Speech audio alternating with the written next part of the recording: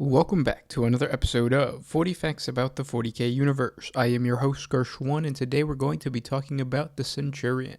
If you're new to the channel, subscribe. We post Warhammer 40K lore videos every single day, and if you have any suggestions, please comment down below. But with that said, let's get into 40 facts on the Centurion. A Centurion is a space marine who has been equipped with a powerful exoskeleton worn outside of its normal suit of power armor. Known as a Centurion warsuit, it allows him to serve as a heavy range or close combat assault role between that of a normal Astarte and a Terminator. Centurion warsuits are one of the most deadly and powerful assets available to the Adeptus Astarte, able to punch holes through fortress walls with obscene force, flush out enemies with flames, or cut down any foes' advancing lines. They are walking tanks with formidable firepower. With the wall-grinding siege drill of the Assault Centurion and the mass-collapsing grav weapon of the Devastator Centurion, the vehicle pools of numerous chapters are well stocked with both variants of these warsuits. It is much disputed by the imperial scholars as to when the Centurion warsuit first engaged in conflict. This is because its origins are to be found within the dark period of the Imperium's history, known as the Age of Apostasy. This was a new age of religious strife, where millions of heretics were slaughtered across the numerous star systems. The structures of the Imperium groaned under the weight of violence and internal conflict. During the Siege of Drax, a whole hive city was destroyed, and the entire Cadian 23rd fireballed in the process. Whole companies of space marines were consumed in these enduring bloody actions. Battle brothers were emptied into orbit as the ejecta of battlefield assaults, or slaughtered in the shadows of their own fortresses. The horrific specter of the Horus Heresy and the threat of another all-consuming civil war began to loom over the Imperium. It became apparent to the High Lords of Terra that their troops would need new, more brutal war gear so that they might successfully smash their way across the galaxy to exterminate the unfaithful. The Imperium needed weapons that could resolve the most horrific of battles, even if factions had barricaded themselves within indomitable citadels. So it was the tech priests of the Adeptus Mechanicus prepared for the worst and embarked upon the voyage of understanding. Their arcs crisscrossed the galaxy on unfamiliar routes, and legions of adepts scouring ancient text in a quest for archaic knowledge. They brought back technologies to their forge worlds that had never been seen before, and they set to work. Manufactorums clattered with fevered industry. They echoed with litanies as tech priests refined weapons and armor that could be used by the Adeptus Astarte. Forge worlds were choked by banks of acrid smoke, while thousands of menials died each day, burnt in a cinder as they sought to feed the ancient furnaces with promethium. Some of the newly discovered STCs, such as the VX Balaam Ravager and the thermal missile suits, were beyond the best efforts of the tech priests to replicate reliably, and many corrupted over time to produce disturbing results. These designs were locked away in a stasis vault, lest their potency seduce the more weak-willed fabricators. But out of the manufactorums of Mars came the prototype of a Space Marine warsuit, a vehicle that would encase existing power armor and even enable the Battle Brother to mesh with the larger suit's machine spirit. Itself a statement of intent, the warsuit was named in a manner as to acknowledge the Space Marine heroes of the Horus Heresy. It was called the Centurion. The two sanctioned variants of the Centurion warsuits were not called upon to fight during the Age of Apostasy, and even years later, these two remained the guarded secret of the tech priest, who continued to refine their litanies, prayed over them, and poured on sacred oil. The Centurions remained unused and untouched, unable to be unleashed across the corpse-choked battlefield of the apostasy, before the heretics could be finally crushed. Because of this strange delay, it was muttered by some that the Omnissiah himself was displeased with what this new brute force might enact. This rumor was only strengthened by the suggestion that these terrible devices were craving war, and their machine spirits were thirsty for blood. After being sanctioned for official battlefield use, Centurion warsuits began to show up in Imperial records during the bloody crusades of the Age of Redemption. Following pacts with the Adeptus Mechanicus, these slab-sided constructs were first utilized by squads of Imperial Fist and Iron Hands. Experts in tearing down fortifications and in rigorously maintaining defenses, both chapters were quick to see how the Centurion design would complement their own combat doctrines. Companies assigned pilots first from their assault squads and later from their Devastator squads. In these Centurion warsuits, they found new ways to enforce and inflict the Imperial Creed upon numerous star systems. Companies of the Imperial Fist began to use the warsuits to provide an unstoppable impetus to their planetary assaults. They deployed them from their orbital battle barges in order to punch through fortresses and city blockades. They were not only employed against heretics. Xeno ships flashed like meteors through the skies to assault the planets of mankind. Great demonic entities and various macabre forms of alien races carved their way out of the warp to annihilate frontier garrisons. On the battlefields across the galaxy, these warsuits prevented a great many losses to Imperial forces. Everywhere there was a threat to the Imperium of Man, the Centurion warsuits strode forth to crush the foe beneath their ceramite heel. Many worlds to this day, which were liberated from the yoke of xenosuppressors by squads of Space Marine Centurions, have since enshrined these mighty heroes as angels of the Emperor. Their hulking figures adorn stained glass frescoes and auto-rhetorical shrines across the Imperium, crowned with glowing halos and wielding the cleansing flame of Imperial justice. It was not long until more squads, first the Ultramarines and Salamanders, began to deploy full squads of these vehicles. They too could appreciate the lethal utility of these suits, but to them especially, the Centurions proved more than a siege weapon. Centurions brought not just the light of the Emperor, but salvation. On Orbide 2, an Orc wall promised to overwhelm the planet until squads of warsuits held the Green Tide back long enough for reinforcement to arrive. Insurgencies were cut down, the heretical heart of many traitorous rebellions were burnt out, and the Centurions became rightfully feared. There was nowhere to hide for those who opposed the Imperium. Thus, by the 38th millennium, it was unsurprising that almost all chapters of the Adeptus Astartes began assigning these warsuits to their armories. To this day, it is rare to find a chapter whose armory does not possess at least a single Centurion warsuits of either variant. Though only the Assault Centurion and the Devastator Centurion variants have trotted the field of war, many more have initially been discovered or produced as a result of a tech priest modification. These more unstable and heretical versions were discreetly lost by the Adeptus Mechanicus. They remain so to this day. Centurions share the same heraldry and organizational squad markings that can be seen on many other vehicles within the chapter's pool. As well as this, they occasionally share similar sigils to the pilots who control their warsuits, with respects to honors won in battle, or their status within a company. They also boast a Centurion honor, a large stone sigil of 2 crossed fists set within a circle, echoing the position taken by a pilot inside. This is displayed upon the shoulder of the warsuit, in much the same way that the Crux Terminatus is. Centurion warsuits do not interface with the Battle Brothers' Black Carapace. They are exoskeletons that enhance the already considerable might of power armor, making a Space Marine into a walking tank without being surgically implanted into a dreadnought.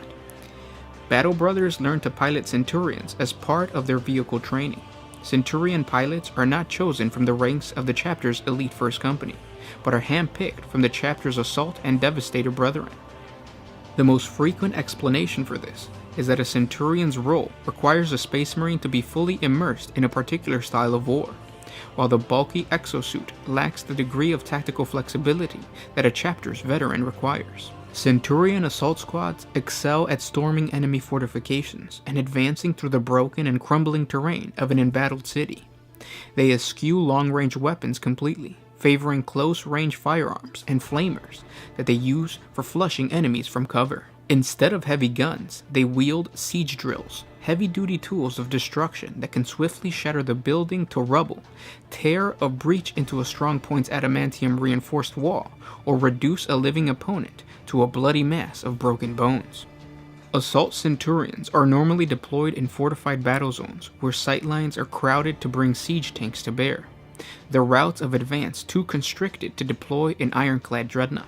Under such circumstances, Assault Centurions form the vanguard of an attack, using their breaching tools to tear through any obstacle in their path, while drawing the defender's fire away from tactical squads that follow in their wake. Encased in exoskeletal Centurion warsuits, these hulking assault specialists are protected from all but the most overwhelming enemy firepower.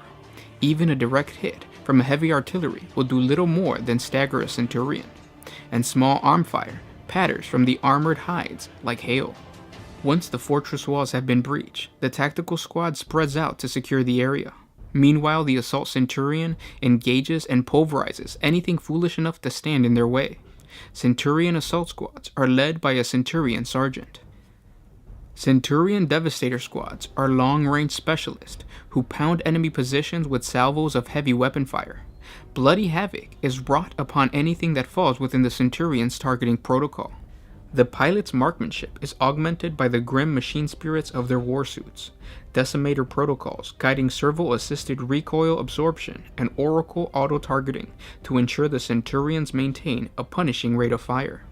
Return fire is a futile gesture, akin to flinging stones at a fortress, for should the enemy launch an assault in an attempt to silence the Devastator Centurion's guns, they must contend with the suit's massive strength and the pilot's skill at arms. A Centurion Devastator squad's only real weakness is its lack of speed, for while they can outgun entire squads of enemy infantry, they are easily outpaced by the fast-moving elements of a foe's strike force.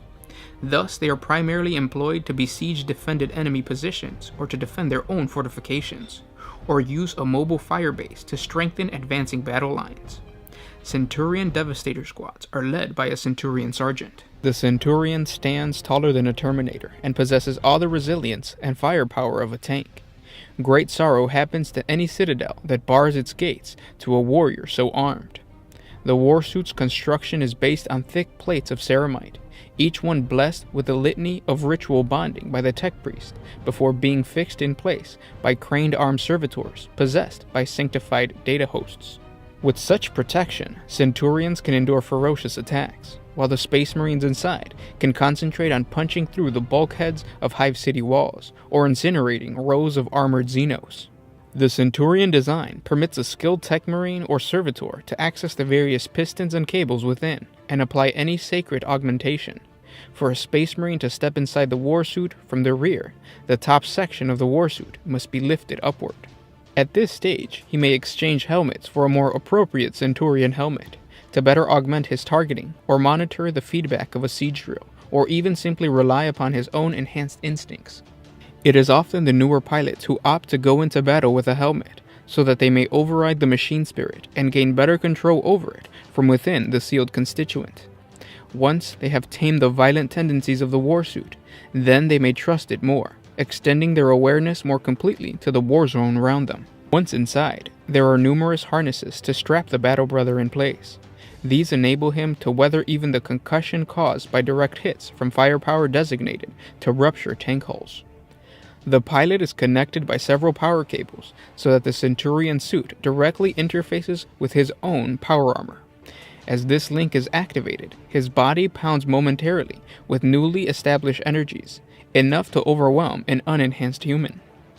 At first, new pilots must enter a trance-like state purely to gain control over the machine spirit, and a mental duel is fought even before the suit is even activated. Some machine spirits will not be tamed by the Space Marine, and a handful even cause burnouts, frying the mind of their pilots. Such overly powerful Centurions are quickly ushered away by the tech priest for decommissioning. Once connected into the warsuit, the acceptable battle position is for a Space Marine's hands to be crossed against the front of his chest, behind the torso plate, and the suit's secondary weapon, for he controls the vehicle with his thoughts.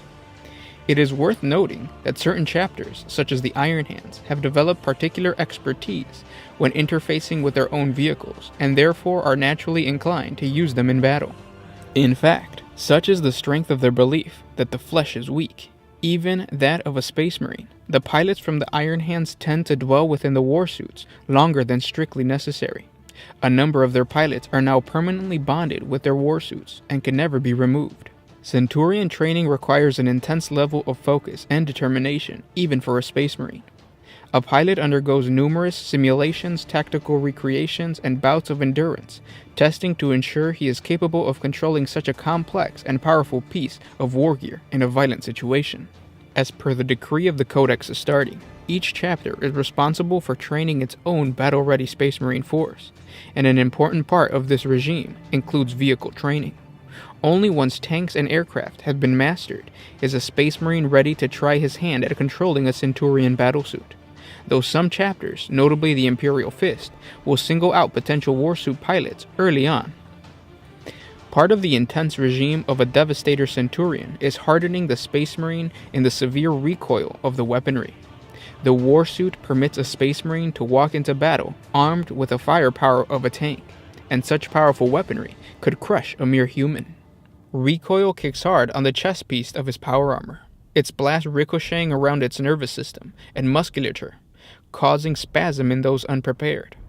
Battle brothers who train as Devastator Centurions tend to develop massively proportional upper body muscles, even for a Space Marine. The most successful Devastator pilot possesses phenomenal mental power in order to prioritize targets while enduring the violent kickback. For Assault Centurion pilots, much of their readiness for full combat missions depends upon their handling of a siege drill and developing the mental will and strength to operate it. While some chapters are satisfied to prepare it at length in their homeworld, others prefer to see the siege drill put to work in more immediate and practical use in the crucible of war, hurling new inductees into the teeth of the foe with siege drills growling. Because Centurion warsuits are highly specialized assets within the chapter's armory, the majority of Centurion pilots are selected from the chapter's Devastator and Assault squads, though not from the ranks of the First Company. A chapter's veteran possesses an exceptional level of battlefield experience, and their knowledge and combat flexibility means they are called upon to fight in great variety of circumstances, many of which would be unsuitable for deploying these bulky warsuits. Some veterans would add bluntly that they find going into war with such slow-moving constructs undignifying. And those were 40 facts on the Centurion. I hope you guys enjoyed this video. If you did, share it with your friends on Facebook, Reddit, whatever social media you guys use. It helps out the channel when you do so. And don't forget that if you do enjoy our content, it is because of our Patreons that we can do this. Our patrons on Patreon, sorry. Yeah, link in the description if you guys want to support us. It's just $1 a month. If not, we are also selling objective markers. There is a link in the description. There is some left. So jump on over there if you guys want to support us with buying some cool objective markers. But with that said, this was Gershwan with One Mind Syndicate signing out.